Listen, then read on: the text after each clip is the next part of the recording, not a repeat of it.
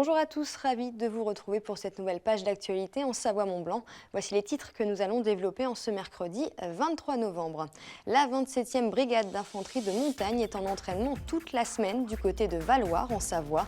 Des exercices au plus proche de la réalité pour ces 1000 soldats qui seront amenés à participer à de nombreuses missions à travers le monde. Nous vous ferons vivre un de ces entraînements. Et puis nous vous ferons découvrir l'entreprise AFB basée dans le bassin annécien. Elle collecte les déchets électroniques. Elle se veut aussi vertueuse sur le volet environnemental, économique et humain, vous le verrez. Si vous étiez en ce début de semaine du côté de Valloire en Savoie, vous avez dû remarquer la présence de nombreux militaires. Tous font partie de la 27e brigade d'infanterie de montagne. Elle organise toute cette semaine son exercice CERS, un entraînement au plus près des conditions du réel. Plus de 1000 soldats sont rassemblés sur les pentes du col du Galibier. Objectif, se préparer au mieux aux différentes missions qui emmènent ces hommes et ces femmes sur de nombreux conflits à travers le monde. Emmanuel Jaude était sur place. La pression est palpable. À près de 2000 mètres d'altitude, ils sont près d'un millier de soldats à s'être rassemblés pour un exercice hors norme. Tous sont issus de la 27e brigade d'infanterie de montagne, alors forcément c'est ici, dans ces conditions épiques, que leur savoir-faire prend tout son sens. En une semaine, ils vont déployer tout leur savoir-faire pour identifier et sécuriser leur zone de combat. On est vraiment dans un moment privilégié de l'entraînement de la brigade de montagne de l'armée de terre, qui est la brigade qui détient cette capacité à s'engager en terrain, dans les terrains les plus difficiles, dans les conditions climatiques les plus rigoureuses. Donc nous devons mener des entraînements au plus près de la réalité.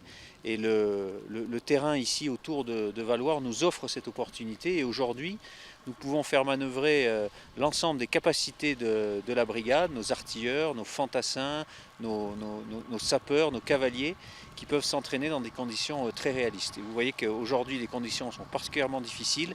Et pour l'entraînement, c'est une excellente chose. Chasseurs alpins, artillerie, commando et même cavalerie ou aviation, c'est une véritable zone de conflit qui a été recréée sous le col du Galibier.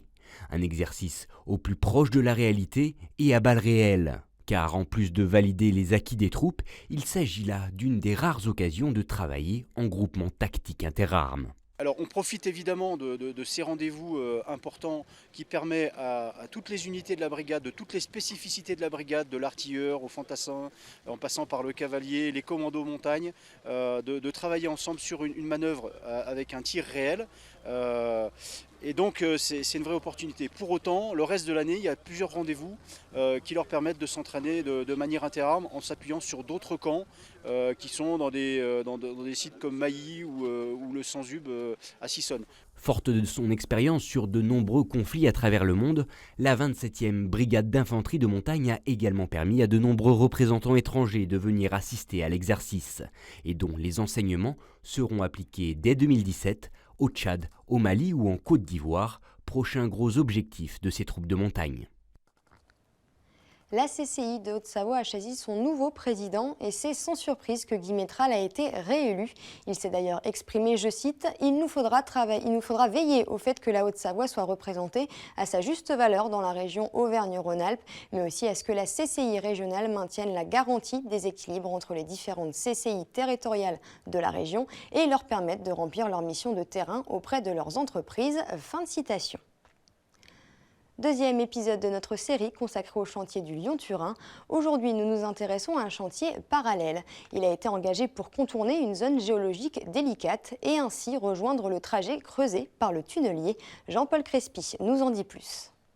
En amont de la section transfrontalière de la galerie de reconnaissance complémentaire, une galerie d'1,8 km est en cours de réalisation en méthode dite traditionnelle pour contourner un front houillé.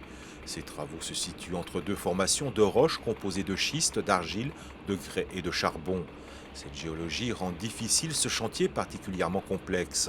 Son objectif, étudier cette géologie de manière à industrialiser les méthodes d'excavation de cette section transfrontalière. On arrive à la fin du premier amenant qui va nous permettre de rejoindre la chambre de montage dans l'axe du projet, où là on va rencontrer un terrain très difficile à travailler, qu'on appelle le front houillé. Alors c'est un terrain qui se tient très mal et là où on va utiliser un soutènement très très lourd avec des cintres lourds, etc. Là, ça va devenir un chantier plus compliqué. Quand on escave en profondeur, à des cotes importantes, avec des couvertures importantes, puisque là on est des couvertures moyennes de 1000 mètres, pouvant aller jusqu'à 2000 mètres, les conditions sont assez variables, notamment le poids des terrains qui apporte énormément de contraintes en profondeur, c'est-à-dire qu'ils se referment lors des travaux d'excavation. On a observé ici des convergences maximales de l'ordre de 80 cm à 1 mètre, ce qui est très important pour ces terrains. Cette grande zone instable, composée de schistes houliers, se caractérise également par de fortes convergences et par d'importantes venues d'eau sous pression, jusqu'à 58 litres par seconde. Au niveau du creusement, tout simplement, c'est un peu comme si on creusait dans des ardoises ou dans quelque chose qui est vraiment pas bon. Et ça s'éboule un peu tout seul et ça converge énormément. Les travaux de réalisation de cette galerie doivent permettre d'atteindre le 10e kilomètre du tube sud du futur tunnel. Ensuite, les équipes viendront traverser ce front houlier en creusant une seconde galerie d'1,4 km dans la continuité de la galerie de reconnaissance de 9 km excavée au tunnelier. Difficile alors d'anticiper une date de fin de ce chantier, tant les aléas géologiques semblent contraindre l'avancée des travaux. Un mot de justice, le moniteur de ski britannique de Megève, Simon Butler, vient d'être relaxé par le tribunal administratif de Lyon. Il était accusé d'exercice illégal car ne possédant aucun diplôme français. Condamné par 2 fois de la prison avec sursis et une grosse amende, la justice administrative lui a finalement donné raison. Reste tout de même le plan pénal. La cour d'appel de Chambéry doit se prononcer le 15 mars prochain. L'entreprise Avenisens, basée à Savoie Technolac, est spécialisée dans le développement, la fabrication et la maintenance de capteurs embarqués, s'apprête à effectuer une levée de fonds de 10 millions d'euros pour poursuivre son développement sur le marché américain. Ce cap technologique lui permet d'augmenter sa capacité de production à plusieurs milliers de pièces. Et puis c'est une autre entreprise un peu particulière que nous vous invitons à découvrir en cette fin de journal. Selon un rapport du Conseil général du développement et de l'environnement durable, la France est 4 à 10 fois moins efficace que ses voisins européens pour collecter les déchets électroniques. Un défi auquel a décidé de répondre l'entreprise AFB dans le bassin annécien, mais pas de n'importe quelle façon. Elle se veut vertueuse sur le volet environnemental, économique et humain. Fenêtre de Buisson a rencontré l'équipe. Cet ordinateur se prépare à une seconde vie. Entre les mains expertes de l'équipe, il va être entièrement reconditionné. Ses données vont être effacées. L'entreprise AFB, créée en 2012 à Crangevrier, s'est fait une spécialité de ses renaissances informatiques. Sa botte secrète, la voici, un effacement de données infaillible validé par le ministère de l'Intérieur et même la CIA. C'est peut-être la partie la plus importante, spécifique de notre activité, c'est-à-dire qu'on récupère du matériel informatique de grandes entreprises qui traitent beaucoup de données confidentielles. Ça peut être l'exemple de banques, par exemple.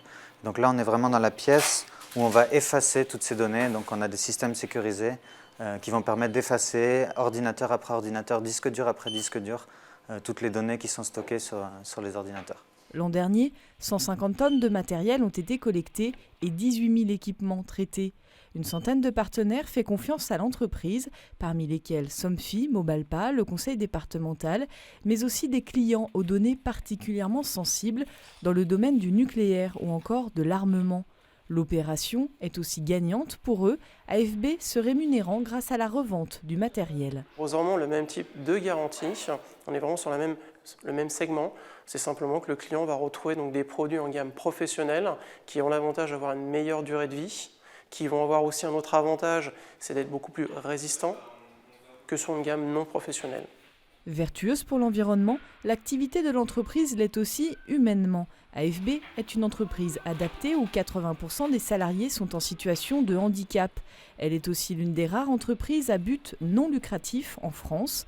L'intégralité des profits réalisés est réinvestie. Le statut existe en Allemagne. On peut être une entreprise à statut commercial, à but non lucratif, ce qui n'existe pas à ma connaissance en France. C'est un tout, ça correspond à ce qu'on appelle aujourd'hui la RSE, la responsabilité sociétale des entreprises. C'est vraiment l'envie de faire quelque chose d'utile, donc tout en faisant son travail classique, puisque c'était ma formation à l'origine, c'est apporter finalement sa petite pierre à l'édifice, que ce soit sur la partie écologique ou sur la partie aide à des personnes qui ont parfois des difficultés à trouver un emploi.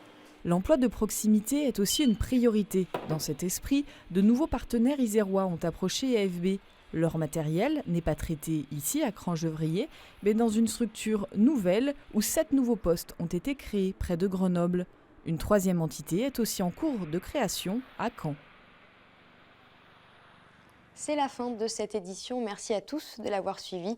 Juste après, retrouvez Destination Montagne. Emmanuel Jaudet et François Pirot nous emmènent au Festival international des métiers de la montagne. N'oubliez pas non plus notre site internet 8montblanc.fr. Belle soirée et à demain pour encore plus d'actu en Savoie-Mont-Blanc.